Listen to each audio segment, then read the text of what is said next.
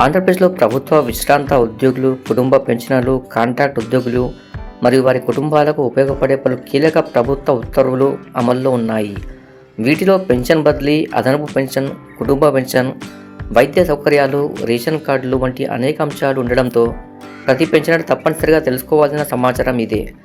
వృద్ధాప్యంలో పెన్షన్ పొందడాన్ని మరింత సులభతరం చేయడానికి ప్రభుత్వం కీలక చర్యలు చేపట్టింది. ఉద్యోగ విరమణ తర్వాత ఇతర ప్రాంతాలకు మారిన పెన్షనర్లు తమకు సమీపంలోని ట్రెజరీకి పెన్షన్ పీపీఓను బదిలీ చేసుకునే అవకాశం కల్పించింది. దీనివల్ల పాత ప్రాంతాలకు పదే పదే వెళ్లాల్సిన అవసరం లేకుండా సౌకర్యవంతంగా పెన్షన్ పొందే వెసులుబాటు ఏర్పడింది. అదేవిధంగా 70 ఏళ్లు దాటిన పెన్షనర్లు, కుటుంబ పెన్షనర్లకు అదనపు పెన్షన్ అంటే క్వాంటమ్ ఆఫ్ పెన్షన్ మంజూరు చేసే విధానాన్ని ప్రభుత్వం అమలు చేసింది.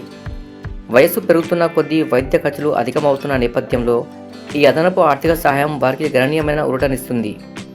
పెన్షనర్ మరణించినప్పుడు కుటుంబానికి అందించే అంత్యక్రియల ఆర్థిక సహాయాన్ని కూడా ప్రభుత్వం పెంచింది. గతంలో 15,000గా ఉన్న ఈ సహాయాన్ని 25,000కు పెంచడం ద్వారా క్లిష్ట సమయంలో కుటుంబాలకు కొంత ఆర్థిక భరోసా కల్పించే చర్యలు తీసుకుంది. ఇక మరో కీలక నిర్ణయంగా పెన్షనర్ జీవిత భాగస్వామి మరణించిన సందర్భంలో కూడా అంత్యక్రియల ఖర్చుల కోసం ప్రత్యేక ఆర్థిక సహాయం అందేలా నిబంధనలు రూపొందించారు. ఇది వృద్ధాప్యంలో ఒంటరిగా ఉన్న పెన్షనర్లకు మానవీయ దృక్పథంతో తీసుకున్న నిర్ణయంగా భావిస్తున్నారు. తక్కువ ఆదాయం కలిగిన పెన్షనర్ల కోసం కూడా ప్రభుత్వం ప్రత్యేక సడలింపులు కల్పించింది. నెలవారీ పెన్షన్ 10,000 లోపు ఉన్న అర్హులైన కుటుంబాలకు రేషన్ కార్డు జారీ చేసేందుకు అవకాశం కల్పించింది. దీంతో ఉచిత బియ్యం, ఇతర నిత్యావసర వస్తువులు పొందే అవకాశం లభిస్తుంది. మహిళల ఆర్థిక భద్రత దృష్ట్యా వితంతువులు, చట్టబద్ధంగా విడాకులు పొందిన కుమార్తెలకు కుటుంబ పెన్షన్ కొనసాగించే నిబంధనలు కూడా అమల్లో ఉన్నాయి. అవసరమైన అర్హతలు ఉంటే తల్లిదండ్రుల కుటుంబ పెన్షన్ వారికి కొనసాగుతుంది.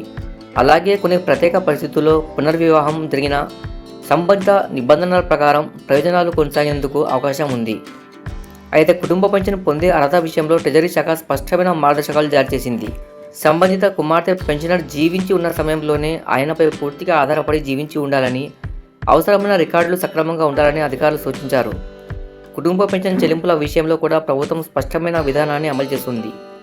ఉద్యోగి పదవీ విరమణ అనంతరం మరణిస్తే లేదా విధుల్లో ఉండగానే మరణిస్తే నిర్ణీత కాలం వరకు ఎన్హాన్స్డ్ ఫ్యామిలీ పెన్షన్ చెల్లించి ఆ తర్వాత సాధారణ కుటుంబ పెన్షన్ అమలు చేసే విధానం కొనసాగుతుంది. దీని ద్వారా కుటుంబ సభ్యులకు ప్రారంభ దశలో ఎక్కువ ఆర్థిక సాయం అందుతుంది. ఆరోగ్య పరిరక్షణకు కూడా ప్రభుత్వం ప్రాధాన్యం ఇచ్చింది.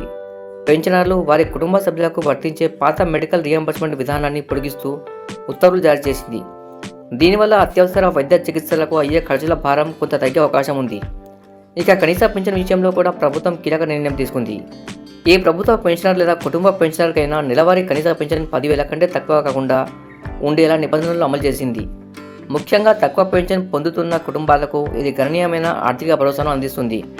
మొత్తంగా చూస్తే పెన్షన్ బదిలీ సౌకర్యం నుంచి అదనపు పెన్షన్, కుటుంబ పెన్షన్, వైద్య సౌకర్యాలు, రేషన్ కార్డులు, కనీస పెన్షన్ వరకు ప్రభుత్వం అమలు చేస్తున్న ఈ నిబంధనలు లక్షలాది మంది పెన్షనర్లు మరియు వారి కుటుంబాలకు ఉపయోగపడే కీలక సంక్షేమ చర్యలుగా నిలుస్తున్నాయి.